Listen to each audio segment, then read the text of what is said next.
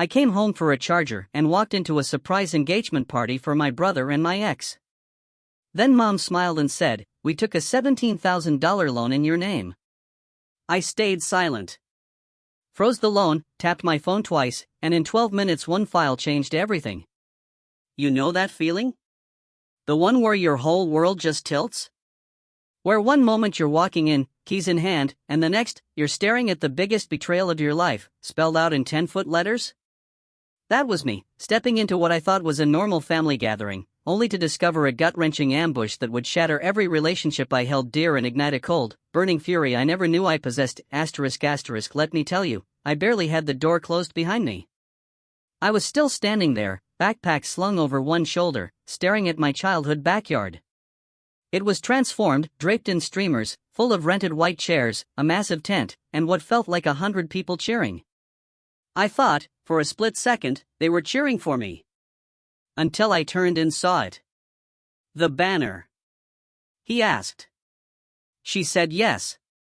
And underneath, a giant photo, my brother, Mark, down on one knee, holding a ring. In front of Alyssa. My ex. Not some fling from high school, not a casual date. We'd lived together for 2 years. I thought we were getting married. The kind of ex that ripped your heart out and stomped on it during an ugly breakup. My mouth went so dry, it felt like I'd swallowed sandpaper. The cheap Bluetooth charger I'd just driven 25 minutes to pick up suddenly felt like a punchline, like I'd walked onto a stage naked and utterly clueless. Then Mom appeared beside me. Beaming. Her smile was sickly sweet, her voice warm and fake as ever. "It's your brother. He's engaged to Alyssa." She said it like I was supposed to cheer, like this was some big, happy family joke we'd all laugh about someday. I just stared at her, frozen. She leaned closer, her voice dropping to a conspiratorial whisper, as if offering me a gift. "Oh, and we took a $17,000 loan in your name to cover the engagement party. Consider it our gift to them." From you. A gift? From me? I didn't respond. I couldn't. Something deep inside me cracked, not audibly, but I felt it. Like some vital part of me, stretched too thin for too long, had finally snapped. People were still cheering, confetti raining down. A woman I didn't recognize was taking selfies with Alyssa. Mark was laughing, a triumphant, sneering sound. Alyssa caught my eye for a split second, then quickly looked away. I didn't scream. I didn't throw anything. I didn't even move forward. I just stood there, still as a statue. Then, with a chilling calm, I reached into my pocket. Unlocked my phone. Tapped twice. And said 5 words that would change everything: "Check your phones right now." 12 minutes later, every single one of those 102 guests had received a file. By minute 15, the backyard was utterly silent. And that was just the beginning of the silence. I didn't even stay for the fireworks. I walked past the catering trays, the champagne tower, the slideshow of their love story playing near the tool shed. I moved through the crowd as people started checking their phones, first confused, then visibly disturbed. I didn't run. I didn't need to. My part was done. Now, it was their turn to flinch. The file I sent? A PDF, simply titled, "How I Lost a Fiancé and $17,000, a Cautionary Tale." Inside, it was a brutal, meticulous breakdown. Screenshots of messages between Mark and Alyssa from while we were still dating. Venmo receipts. A spreadsheet detailing party costs, all billed under my name. The actual loan paperwork with my forged signature. And then, the kicker, a voice memo. Alyssa's voice, clear as day, saying, "He'll never find out. He's too busy being useful." Useful. That's what I'd been to this family. A function.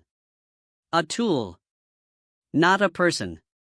You want the whole story? Fine. Let me explain exactly how we got here. I was the oldest. The fixer. The go-to guy. When the water heater exploded at Mom's house? I paid for it. When Mark crashed his car sophomore year? I signed the loan for his new one. When Dad's business tanked, I floated them $6,000 until next month. That month, of course, never came. I never said no. Not once. And they took that, my silence, my willingness to help, as consent. Mom would smile sweetly and say things like, "You know how much this means to us," like I was part of their grand dreams. Dad would just grunt and mumble something like, "You're the only one who understands responsibility." And Mark? He didn't even bother with a thank you. He'd just slap my back and say, "You got me, bro." Right. Got him.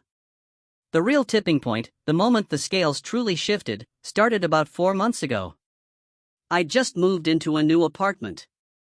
My first place that felt truly mine. Clean walls. Real furniture. Plants I hadn't managed to kill yet. I invited the family over for dinner. Nothing fancy, just pasta and red wine. Mom showed up late, as usual. Sat for 10 minutes, barely touched her plate, then slid papers across my counter like it was a birthday card.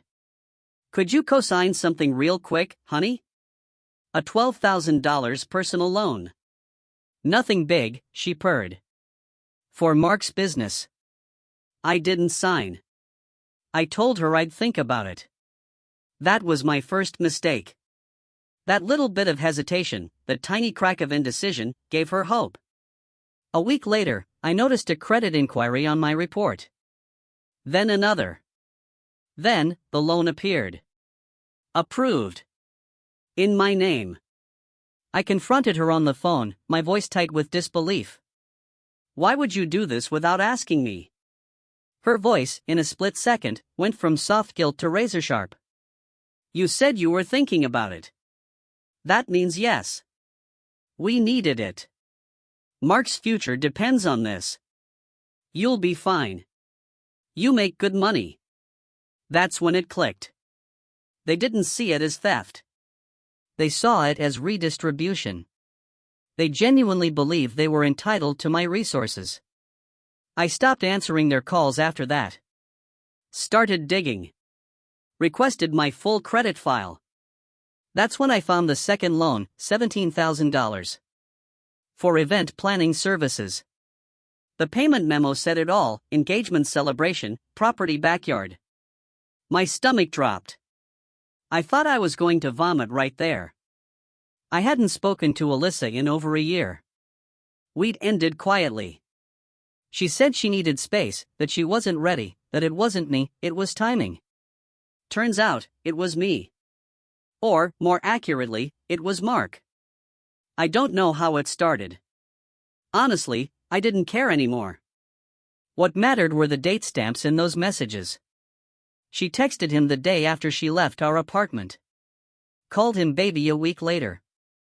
She never even blocked me. She just moved on like I was a couch she didn't want anymore. And the worst part? They all knew. The texts made it clear. Dad had offered to help Mark buy the ring. Mom had invited Alyssa to Sunday dinners. My whole family, the people who were supposed to love me, had wrapped my ex in open arms while I was still blaming myself for not being enough. And they were proud of it. Then came the Facebook post. 2 weeks before the party. A private album, innocently labeled "Big Day Soon." I wasn't tagged. I wasn't even blocked. I was just forgotten. Photos of my brother's hand holding a ring box. Alyssa giggling on the patio. My mother in the background with that smirk she only reserves for holidays and betrayals, clipboard in hand. The caption, "When you know, you know." She's the perfect match for our Mark. I hadn't spoken to any of them in weeks. But I knew what I had to do. I froze the loans. It took 2 days and a lawyer friend, but I filed the fraud reports, sent the emails, collected every single receipt I could find. Then I opened a folder I hadn't looked at in months, Alyssa_chat_backup.zip. I'd saved our iCloud backup after we split, not out of bitterness, but because I'm thorough. Inside, voice notes. Photos. Location data. Even her journal entries, typed in Google Docs under her own name. She wrote, "He's sweet but dull, too safe. Mark has fire. Mark makes me feel dangerous again." She wrote that while she was still using my Netflix. That line made the file. The day of the party, I parked 3 blocks away. I didn't even dress up, just jeans and a hoodie. I walked around back like I belonged, because for years, I did. They didn't notice me at first. Everyone was too busy raising glasses. There was a Mark plus Alyssa cake, monogrammed napkins, a photo booth. Then someone spotted me. "Oh my God, you made it." That's when I saw the banner, the crowd, my brother on a stage with a microphone, and Alyssa wearing my mother's pearls. I stood still. Then Mom saw me, and that's when she said the line that lit the fuse, "We took a $17,000 loan in your name. Consider it a gift." A gift? She said it like I was Santa Claus. So, I clicked. I sent the file. And everything fell apart, fast. The aftermath was instant. Alyssa's boss, who was there, literally left before the second page of the PDF finished loading. 3 of Mark's friends started arguing with him on the lawn. Cheryl, my cousin, tried to pretend she hadn't seen anything, but her face was pale. Dad came storming after me as I walked out the side gate. "You think this little stunt will undo what they have? You think you're going to ruin their happiness?" I didn't answer. I just turned my head slightly and said, "You shouldn't have signed my name." He grabbed my arm. I pulled out my phone. "If you touch me again, I'll be forced to call the authorities." He froze. Good. That night, the group chat exploded. "Dad, you need to fix this before it gets out." "Mom, how could you do this to your own brother?" "Mark, come talk to me. Be a man about it." Alyssa blocked me. I let them boil. Then, I dropped the final spark. I uploaded the entire folder to a cloud link, set the permissions to public. The caption? "Just so everyone's clear, this is how my family celebrates love, theft, lies, and someone else's ex-enjoy." 3 days after the backyard ambush, I got a text from my mother. "Just us. No drama. We just want to talk." She suggested dinner at their house. "Keep it civil. Your father made steak. Mark will be there. Alyssa, too. You owe them at least that." I didn't owe them anything, but I said yes. Not because I wanted to talk, but because I wanted to end it. I showed up 10 minutes early. The house looked the same, a facade of peace. Warm lights in the windows, a hum of music, laughter, like the last 3 days hadn't happened. Alyssa opened the door. She didn't say anything. Her mascara was smudged. Her smile was forced. She stepped aside without a word. The dining table was set for 6. Mom brought out plates like this was Thanksgiving. Dad poured himself wine. Mark sat at the end, arms crossed, jaw clenched. "Can we all just," Mom started, then exhaled. "Can we just talk?" No one spoke. So she kept going. "This is all a misunderstanding. The loan, we thought you said yes. And the Alyssa thing, look, relationships are messy. You two were over. It just happened." "It didn't just happen," I said flatly. Her lips twitched. "We wanted to do something nice for Mark. For the family. We weren't trying to hurt you." I nodded slowly, then reached into my bag and pulled out the folder. It wasn't thick, but every page was a punch. I laid it in the center of the table. "What's that?" Dad asked, already annoyed. "Truth," I said. I slid the top sheet toward them. A loan contract. My name on the front. My signature line blank. The one they forged. Next, bank correspondence. Email chains confirming the engagement party invoice, with Mom listed as event coordinator and Mark as payer on behalf of Alex. Third, a screenshot from Alyssa's Instagram DMs. To Mark, "He's still paying off your car. You better pop the question soon before he grows a spine." Mom paled. Mark reached for the page, read it in silence, then tossed it back like it burned. "That's private," Alyssa muttered. "No," I said. "It's theft. It's deceit. It's all of you using my name, my money, my trust." "Okay," Dad growled. "So, what? You want revenge? You want to humiliate us in front of everyone? You did that already." "No," I said. "I want accountability." Then I dropped the photo. It was a security camera still from a bank branch. Dad at the counter, submitting paperwork with my SSN. The timestamp matched the loan date. The form bore my forged signature. His face twisted. "You've been spying on us now?" "I've been protecting myself," I replied. "Something you taught me never to expect from family." Then came the final blow. I pulled out the letter, stamped from the credit bureau. A notice: due to suspected identity fraud, my father's access to all major credit institutions had been frozen. His score now flagged. His ability to co-sign anything, gone. I placed it in front of him without a word. He didn't read it. Just stared at me, eyes boiling. "You think this fixes anything?" he spat. "You don't fix this." "That's enough," a new voice cut in. We all turned. A tall, lean, familiar figure stood in the doorway. Alyssa's ex-boyfriend, Evan. He walked in, cool as ice, holding his own little folder. "Hope I'm not crashing anything. Just thought it was time someone else spoke." Mark rose, ready to fight. Alyssa whispered, "Evan, get out." He ignored them both. "Just so we're clear," he said, opening his folder, "Alyssa was still living with me when she started texting him." "And texting you," he nodded at me, "about needing space." He placed printouts on the table. Messages timestamped side by side.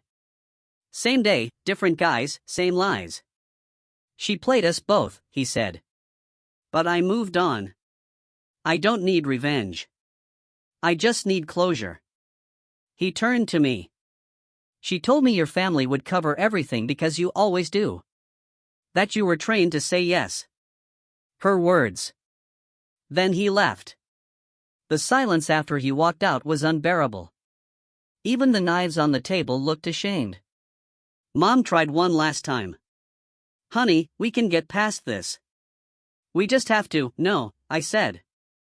I stood up. "I'm not part of this anymore. Not the guilt. Not the debt. Not the lies."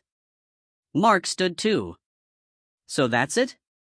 You're walking away over a girl?" I looked at him. "You mean my ex? Who you proposed to using money stolen in my name?" He said nothing. I leaned forward. "You deserve each other. You all do." Then I walked toward the door. Dad stood. "Don't you dare turn your back on this family." I turned. "I didn't," I said. "You turned yours. I just finally noticed." I walked out, and this time, no one followed. I walked into the kitchen of my apartment. Quiet, clean, untouched by anyone else's mess, and deleted every single voicemail from the night before. 36 missed calls, 12 texts, all variations of the same desperate pleas. Asterisk talk to us. You're still our son. We didn't mean to hurt you. Asterisk and then, the final one, from Mark, she's gone. I hope you're happy. I didn't reply. I made coffee. Black. No sugar. Bitter enough to match the mood. That day, I didn't go to work. I went to the bank. The account my parents had been using, siphoning from quietly through link transfers, was closed. I started a brand new one under a new entity. Not just for security, but for symbolism. That evening, I called my lawyer friend again. "You remember that trust my grandfather mentioned?" "Yeah. I want out of it." He hesitated. "You sure?" "I'm not here to inherit anything," I told him. "I'm here to detach." He understood. The next week, all ties were severed. No more shared credit. No co-signed anything. No legal liabilities. My financial fingerprints were wiped from every system they had access to. I didn't tell them. They'd find out when the next emergency came. I changed gyms. Changed grocery stores. Cancelled every subscription I'd once shared with any of them. Netflix? Gone. Spotify? Deleted. Even my Amazon Prime account, the one I knew they still used for family orders, was shut down. Then I did the final thing. I moved. Not far, just enough. I'd been eyeing a place uptown for over a year, a top-floor corner loft, exposed brick, full light, keycode access, underground parking. I signed the lease the same day I got that text from Mark. She's gone. Good. Let them handle whatever came next. I was already gone. 3 days after the move, someone knocked on my old apartment door. It was Dad. My old neighbor called me. There's a guy here pounding the door like it owes him money. I never responded. 2 days later, it was Mom. She left a note on the old welcome mat. Just one sentence, please don't do this. I didn't. They already had. I spent the next month rebuilding everything in silence. I finally took the trip I'd been postponing for 3 years. No Instagram stories, no updates, just me, a cabin in the mountains, and a book I never finished. When I got back, 2 emails were waiting for me. One from a private investigator I'd quietly hired. The other from my grandfather's lawyer. The first was simple. Dad had tried to apply for another small business loan. Rejected. Flagged for fraud. The second was better. The trust was restructured. My portion was no longer accessible by any other family member. The clause that allowed shared access in times of emergency? Gone. It wasn't revenge. It was insurance. Weeks passed. I didn't hear from them. But then, Megan, Alyssa's older sister, found me. She showed up at the building lobby. I'm not here to fight, she said. I just want to tell you something. I hesitated but let her in. We sat on the small sofa by the elevators. I didn't offer her water. She didn't expect any. She looked down at her phone, then at me. She left the state. Alyssa moved back with her mom in Ohio. I didn't ask why. She blamed you, Megan continued. But I know better. I know what she did. What they did. I still said nothing. Then Megan said something that made me pause. She said she thought you'd never fight back. That you were too passive, too desperate to be loved. I nodded. She was right, I said. Until I wasn't. The next day, I walked into a notary's office. Signed over the old family car I still technically owned, the one Mark drove. I donated it to a veterans charity. They picked it up the same afternoon. I didn't tell him. I figured he'd notice when the car was gone. Maybe that's when reflection starts. And when Mom tried to re-access the family health insurance portal, surprise. I wasn't the listed sponsor anymore. They needed to figure it out themselves now. Every quiet click of disconnection was a brick back into place. I wasn't loud, but I was permanent. It didn't end with screaming. It ended with silence. They faded from my life in slow motion, still calling, still pleading, still pretending I was just being dramatic. But I wasn't angry anymore. I was free. I never went back. Not for holidays. Not for funerals. Not even when Aunt Rachel sent a message that things had calmed down. There's a difference between letting go and giving permission to come back. I wasn't doing either. I deleted every photo that had their faces. Blocked every cousin who sent me those just checking in texts, the kind that only come after rumors. No more, maybe one day. No more, but there's still family. No more guilt in a glass jar. Some people think revenge is a loud thing. A scream, a fire, a wrecking ball. But sometimes, it's quieter. Colder.